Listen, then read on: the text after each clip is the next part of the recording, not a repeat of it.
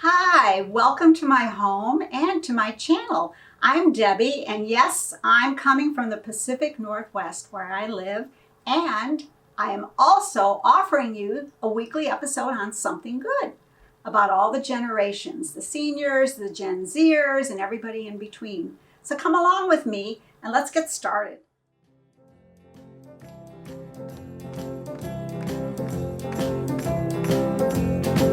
Woke up this morning feeling fine. There's something special on my mind. Last night I met a new girl in the neighborhood. Whoa, yeah. Something tells me I'm into something good. Something tells me I'm into something. She's the kind of girl who's not too shy, and I can tell I'm her kind of guy. She danced close to me like I hope she would. She danced for me like I hope she would. Something tells me I'm into something good. Something tells me I'm into something. We only danced for a minute or two, and then she stuck close to me the whole night through. Can I be the one in love? For she's everything I've been dreaming of. She's everything I've been dreaming of. I moved her home and she held my hand. I knew it couldn't be just a one night stand. So I asked to see her next week, and she told me I could. I asked to see her and she told me I could. Something tells me I'm into something good. Something tells me I'm into something. Something tells me I'm into something.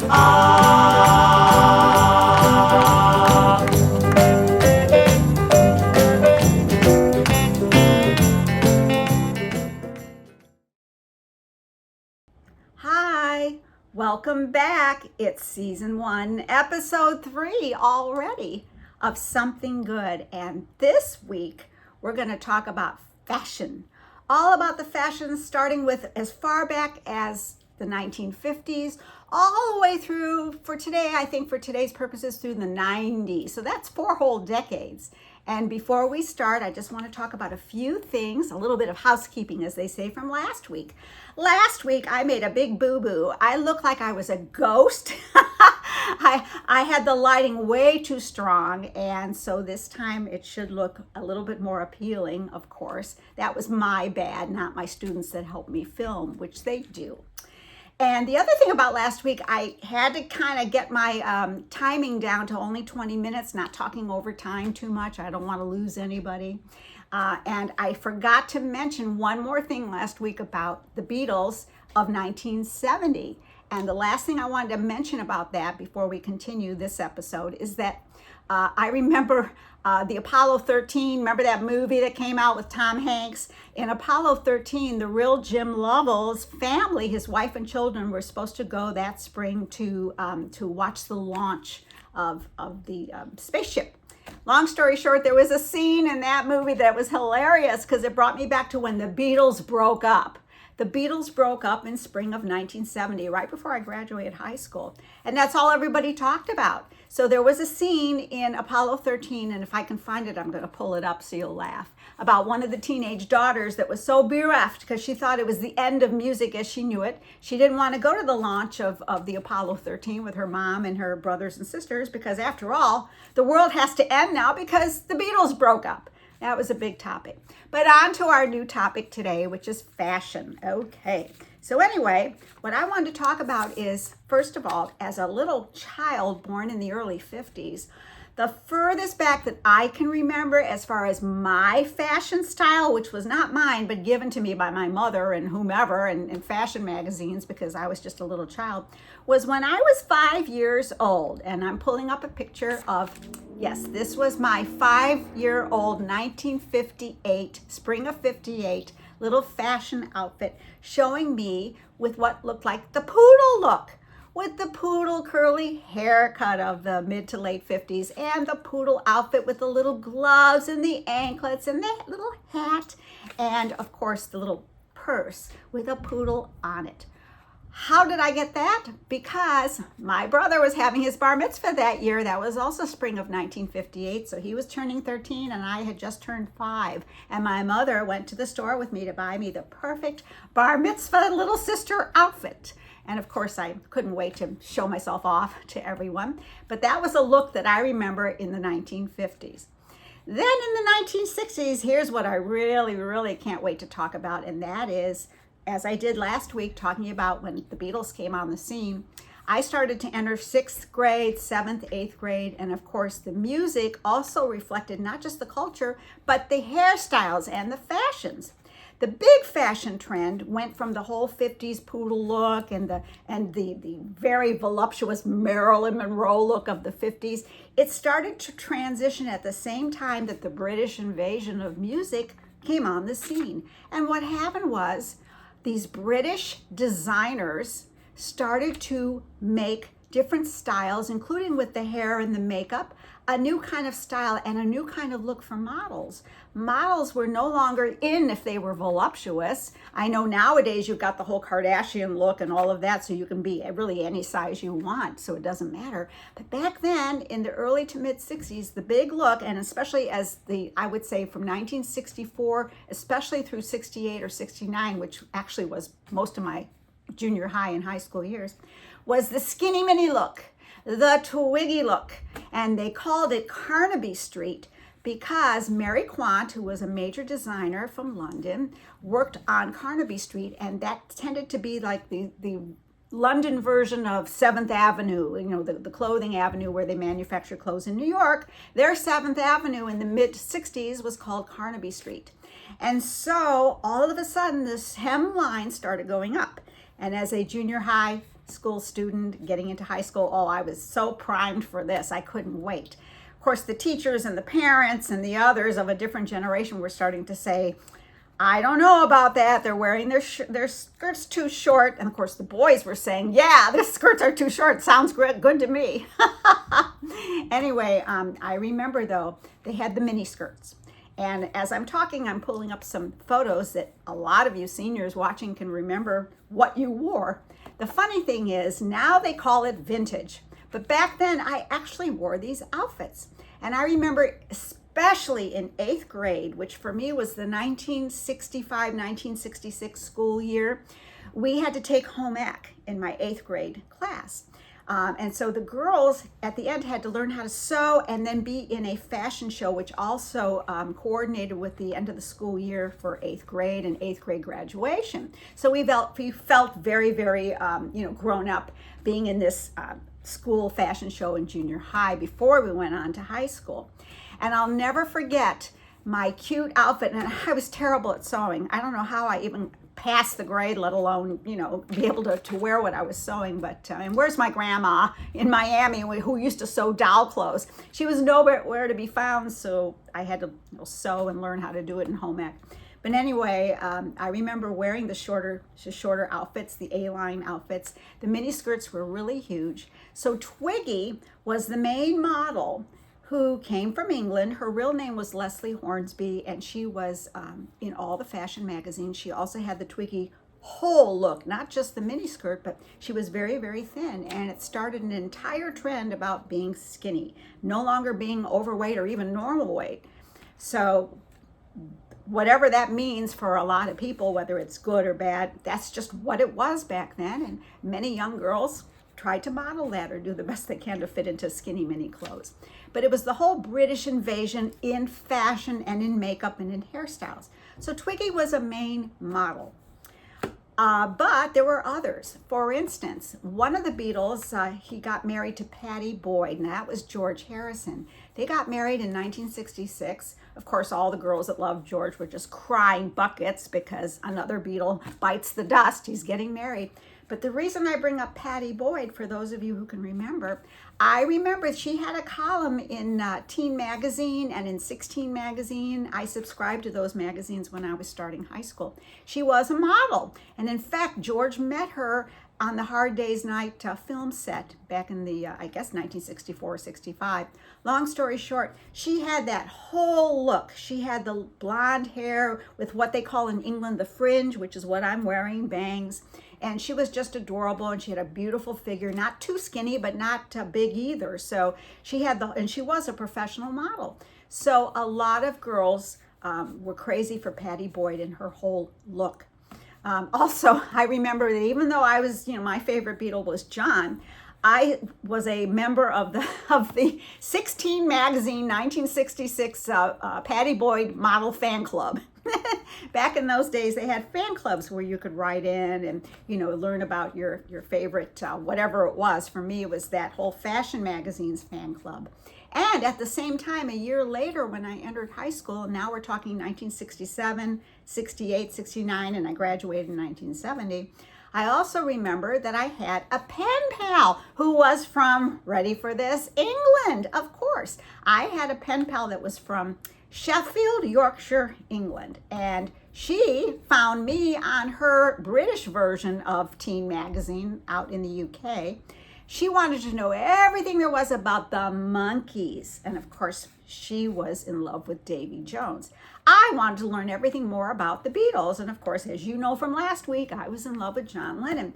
So her name was Janet, and she and I corresponded. We wrote letters. And in those days, a pen pal, or as they call it in England, a pen friend, the letters were by the old-fashioned letters that were used to send overseas mail, which they don't really do too often anymore. Just like postcards. You don't see too many postcards anymore.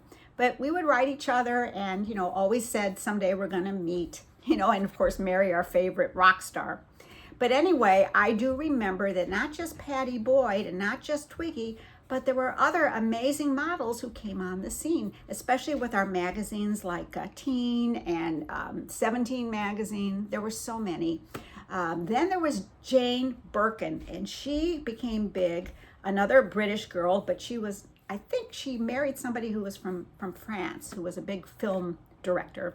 Long story short, and I think she passed away recently too, which is sad. But back then, she was the lady who was also a fashion model out of that whole genre with the short skirts. She also designed her own line of, are you ready for this? Purses and handbags. Ever heard of the Birkin handbag? The one that goes for, what is it, $3,000 a bag? That's the Birkin, named after Jane Birkin. Another model from that time who used to be on the cover of so many magazines as we were in junior high, high school, college, and beyond was Jean Shrimpton. Her nickname was the Shrimp. And she had that whole fringy look, the bangs with the blonde hair, a lot of blondes in this group. And she was very tall. There was also one, I think, from Russia named Verushka, that was insane because I think she was over 6 feet tall, which was incredible, especially when they wore the high heels. And speaking of what you wear on your feet, let's travel back for a moment, circle back to 1966. Oh my God, do I remember a particular song that related to fashion. And it was from, ready for this? Nancy Sinatra. Yes, the daughter of Frank Sinatra, going way back in time. In 1966, she had a #1 song called These Boots Are Made for Walking. And her album showed her the cover of her with her boots. She was on a TV show in the United States called Hullabaloo. They had all kinds of dancing along with the latest songs and duos, things like that.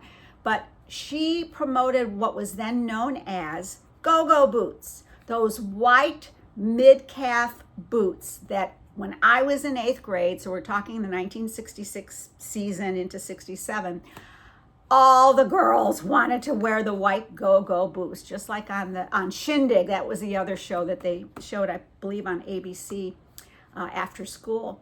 So the go-go boots were really in. And of course, I wanted to be fashion forward because, when you're in 8th and 9th grade, you think about clothes a lot, begging your mom to go shopping with you or buy whatever's the latest outfit. There was also Madras back then, which I thought was pretty funny too. But back to the go-go boots. I had to have a pair of go-go boots when I was in 8th grade, and that's all there was to it. Fortunately for me, my mother, who I've already talked about, saw that, yes, these are boots, they'll keep me warm, it was wintertime. For all the practical reasons, my mother allowed me to buy a brand new pair of white mid-calf go-go boots. I was over the moon. I thought she was the best mother in the universe that Christmas when I got the go-go boots. So that was a big trend, and I loved it. And there were, in my 8th grade class, there were 2 classes of 8th grades at the school that I went to growing up. And in my class of 30 kids, 15 boys, 15 girls, 6 of us had our white go-go boots, and we were like a little clique. Not really, we were very nice. We weren't mean girls, but we had our go-go boots, and it was just, we just thought it was the greatest thing ever. So we would pour through our fashion magazines. The other thing I remember as I went into the college years in the 70s was that hot pants and the maxi skirt were both big fashion trends. It went really high rise, right up to your you know what for hot pants. And then the other trend in the mid 70s was maxi coats and maxi skirts, everything that was like long and flowing to your ankles. So I like that trend. I wore both types. Later on, as we went into more decades, there were all kinds of looks. Like in the 80s, there were shoulder pads. Remember that? Watching Dallas or Dynasty shows with those women that had the big shoulder pads and also the big hair. You remember all of that. And then into the 90s, we started just doing different kinds of trends that I didn't get involved in, because by then I was already in my 40s and I was a teacher and had to be a little more conservative in the way I would dress to teach my class. But there were like the grunge looks and just the alternative music, which showed alternative kinds of fashion as well. So I remember that fashion was a whole heck of a lot of fun. And back then, if you were lucky, you would be able to go to some kind of a thrift store, secondhand stores, or whatever. They still had prom dresses and prom outfits. That was always in vogue, no matter what generation you were in. But I do remember that at that time, we poured through our fashion magazines. The other thing that I think is very humorous today, now that we're in the year 2024 as I film this, is that everything that I wore in junior high, high school, and college, which is from, let's say, 1964 all the way through really 74, 75, that whole era, is now called vintage. Now the young people, like my friend Riley and some others that are in my periphery, my students at the university, they say, "Wow, Debbie, you wore vintage back then." And I say back to them, we didn't call it vintage. That's just what we wore. So as they say, everything old is new again. And what I like now is that you don't have to rely on fashion magazines anymore. You don't have to rely on center court mall fashion shows, which were very big in the 80s and the 90s. I know I was participating in some of those, but that's another story for another time. Now it's all about influencers. Who's the latest online social media iPhone influencer who will be sponsored by a company or a designer or a store, and they will be the influencer to gain sales. Because in the old days, before there was internet or social media marketing, people just went to shows or went to, like, for instance, bridal shows or any kind of spring or fall fashion show, and they would go to their local store or their mall, and that's how they would find out. Also through newspaper ads and magazines and, TV. So that was the influence. Stores paid for that to have advertisements in newspapers and magazines. But nowadays, you don't even buy magazines as often. You can even look at them online. Obviously, you don't have to actually have a handheld magazine or a newspaper to see the latest trends, because you look online at what they will show on websites. Now people can be, especially women who are, involved in fashion and are looking forward to being in that field for their career. Now you can just be your own fashion designer, your own fashion CEO, so to speak, and have a website and create all that, which is very entrepreneurial, I will say. You don't have to wait for the latest trend. You could also be somebody who makes the trend. And if you're into all of that, that could be your actual career. So we didn't used to have any of that. We went by what the designers gave us and told us. But as in anything, society changes, life changes, and I think it's pretty good that people can be their own best creator for a line of fashion that they feel is their thing. So that's my remembrances. As I said, I'm pulling up some photos. There was one photo I pulled up just now of the Beatles when they were visiting, I think it was in 1967. It was flower power time. as they called it in the summer of '67, the summer of love in San Francisco. And the Beatles and their wives, along with some other people, went to visit the Maharishi Mahesh Yogi, who was he was an influencer of a different realm altogether. They went to India because they were involved in meditation and Indian music before that even became a trend. And so they were sitting around meditating with this really interesting floral fashions and the mod look, so to speak. So that was kind of cool. So in their travels, they also showed what was happening, and then designers would go ahead and make the demand for that become a reality. So I like the fact that fashions can be, whatever you want them to be. I know for myself, I've had to dress up for different things, but right now living in Eugene, it's very, very relaxed, and I'm all for that. The days of having to wear the stockings and the girdles, oh my God, now they call it Spanx, of course, but girdles and who knows? The point is, you can be a lot more relaxed now, and I think that's a pretty good thing. Anyway, I'm hoping that this sparks some memories of what you remember as your favorite fashion trends when you were coming of age. Perhaps you can share your favorite outfits or your favorite models or designers from way back when with your grandchildren. I'm sure they can share something with you about what they like in current fashion in the year 2024. So with that, I hope you enjoy this episode. You can always like and subscribe. It'll keep my university students fed for another week because they're helping me out with this filming, with the editing and videography, which is so wonderful. And next week, we're going to talk about something else altogether, but I'm not going to tell you until next week. So you have to tune in. I'm giving you a cliffhanger, but I think you'll like it. Thank you so much. We'll talk again next week. Have a good week and see you then. Bye.